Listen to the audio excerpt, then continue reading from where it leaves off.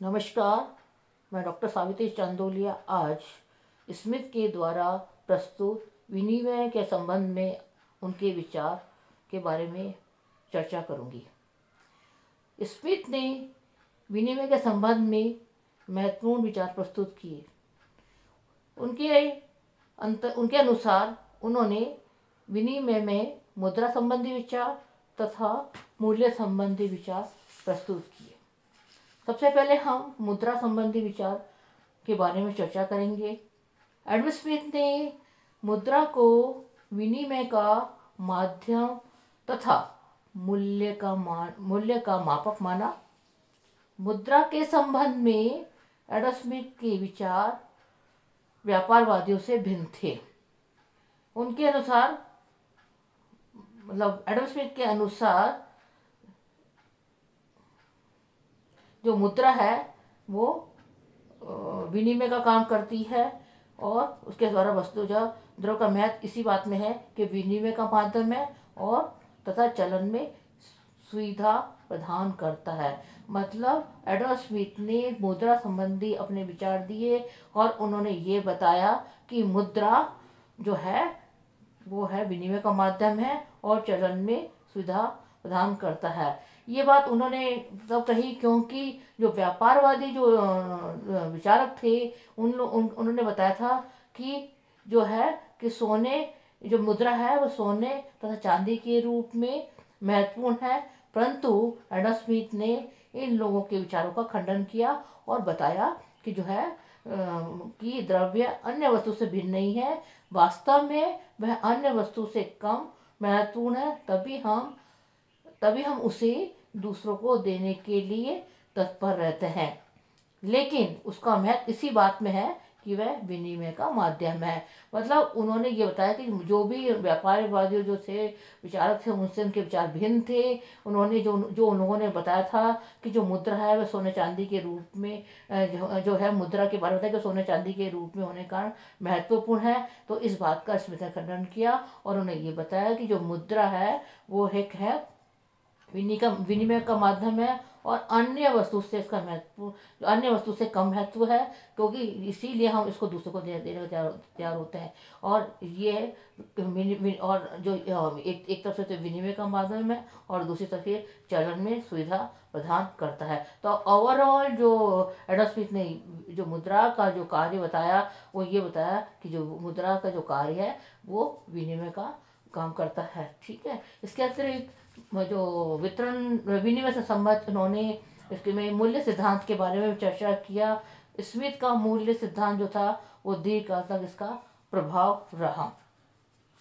प्रतिष्ठित परंपरा ने उत्पादन लागत का जो सिद्धांत बाद में विकसित किया था उसका आधार एडम स्मिथ का मूल्य सिद्धांत ही था।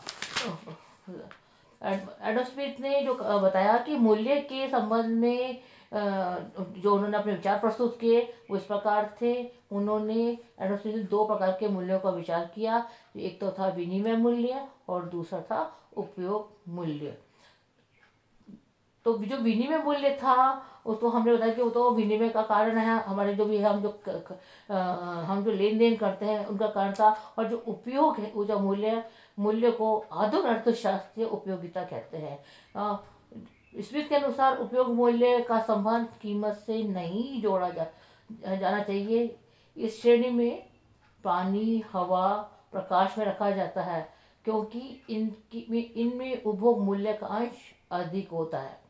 स्मिथ ने यह भी बताया कि जिन वस्तुओं का उपयोग मूल्य बहुत अधिक होता है उनका विनिमय मूल्य बहुत कम होता है। इसके विपरीत जिन वस्तुओं का विनिमय मूल्य अधिक होता है उनका उपयोग मूल्य कम होता है। स्मिथ ने बाजार मूल्य में होने वाले परिवर्तनों को भी स्पष्ट किया। उनके अनुसार मांग और पूर्ति में स्थायी साम्य न होने के कारण बाजार मूल्य में परिवर्तन होते रहते हैं। तो जहाँ एक और स्मिथ ने उपयोगिता मूल्य के बारे में बताया वहाँ दूसरे और उन्होंने बाजार मूल्य के बारे में बताया। और जो बाजार मूल्य है वो मांग और पूर्ति के आधार पर परिवर्तन होते रहते हैं। जो बाजार मूल्य है जो मांग और पूर्ति का परिवर्तित होते रहते हैं। इसके अलावा स्मिथ ने प्राकृतिक मूल्य की भी व्याख्या की, उसके बारे में बताया। प्राकृतिक मूल्य बाजार मूल्य में ही छुपा होता है। प्राकृतिक मूल्य वस्तु की लागत से निर्मित होता है। श्रम ही मूल्य का एकमात्र सर्जक एवं मापक है, अर्थात किसी वस्तु का वास्तविक मूल्य श्रम की वह मात्रा है जो उसको बनाने में व्यय होता है। जिस अनुपात में वस्तु को बनाने में श्रम व्यय हुआ है, उसी अनुपात में उसका परस्पर विनिमय होता है। इससे स्मिथ के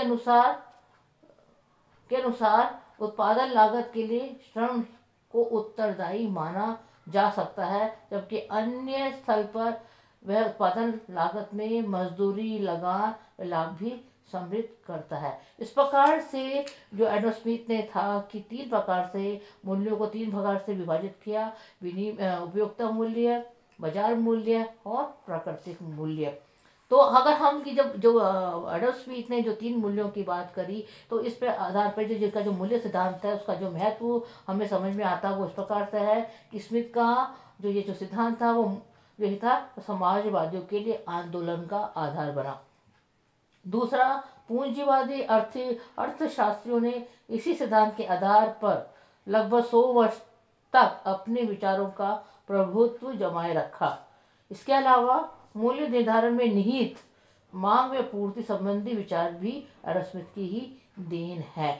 तो मतलब जो भी सिद्धांत जो समाजवादी जो आंदोलन हुआ या पूंजीवादी अर्थशास्त्र जो रही और या फिर जो मांग और पूर्ति का जो सिद्धांत लागू हुआ, ये सब जो है एडम स्मिथ के ही मूल्य सिद्धांत के विचारों की देन है। परंतु जहाँ जहाँ जहाँ इसका कुछ महत्व है, वहीं इसके भी कुछ प्रॉब्लम्स भी हैं, इसकी कुछ दोष भी हैं, जिसको हम ये कह सकते हैं कि एडम स्मिथ ने मूल्य के श्रम सिद्धांत में बताया कि यदि क वस्तु को बनाने में यदि 4 घंटे लगते हैं और ख वस्तु को बनाने में यदि 2 घंटे लगते हैं, तो दोनों के बीच का जो विनिमय दर होगा वो 2 ख और 1 क होगा। इस प्रकार से स्मिथ ने श्रम को मूल्य का मापक माना, परंतु श्रम जैसी जटिल इकाई को प्रमाणिक माप करना संभव नहीं है। यहाँ ये कहना कठिन है कि 1 घंटे का कठोर श्रम कितने घंटों के सरल श्रम के बराबर होगा।